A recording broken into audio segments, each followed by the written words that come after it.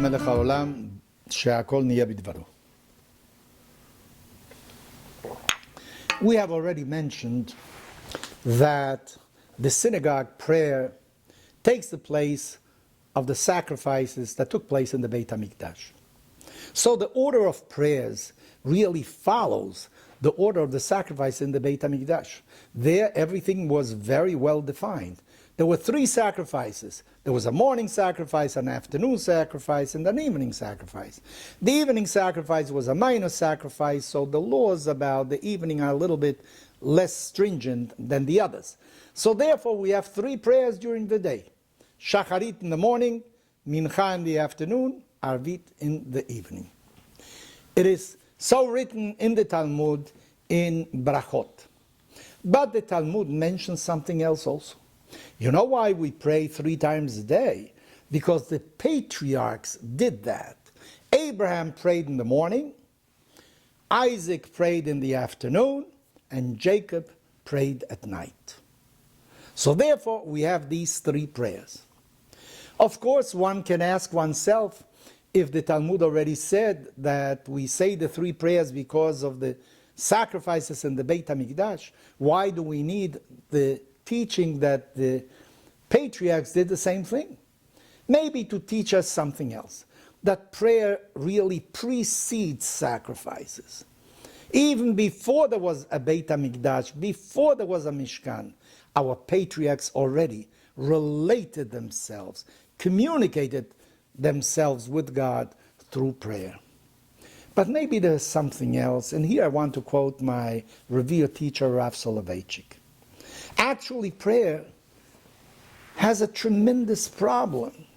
How can man, such an insignificant creature, dare to address God? How can he establish some kind of lines of communication with him? There is an abyss that separates man from God. So the fact that our patriarchs prayed teaches us that it is possible for man to pray to God. And were it not for the fact that they prayed, we would never have known that we can address God directly and pray to Him. Nevertheless, prayer presents other difficulties as well. Basically, prayer is a petition. I ask God for something. There are other aspects to it, as we shall see in another moment. But basically, it's petition. God knows it all. So if we merit it, He's going to give it to us without being asked. And on the other hand, if we don't merit it, even if we ask, He's not going to change His mind. God knows it all.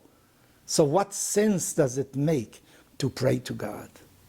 Maybe on a different level, the fact that we pray to God, we petition Him, teaches us that we are limited, that everything doesn't depend upon ourselves. There is a greater power in this world that can give, that can somehow answer our prayer. I think that is a very important point. But maybe there's something else also. Before I pray, I may not be the same person as I am after I pray.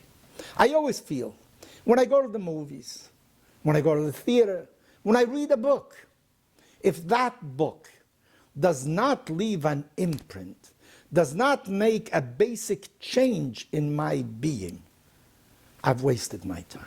I was entertained. If I go to the theater and I don't come out moved with a tremendous sense of deeper feeling, a deeper understanding about something, really being changed by what I experienced in the theater, then the theater was not worthwhile. Prayer has to be a transformative experience.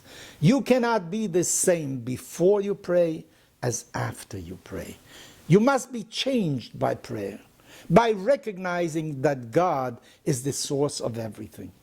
So maybe the person that comes to pray before he prays does not merit God's attention, God's benevolence.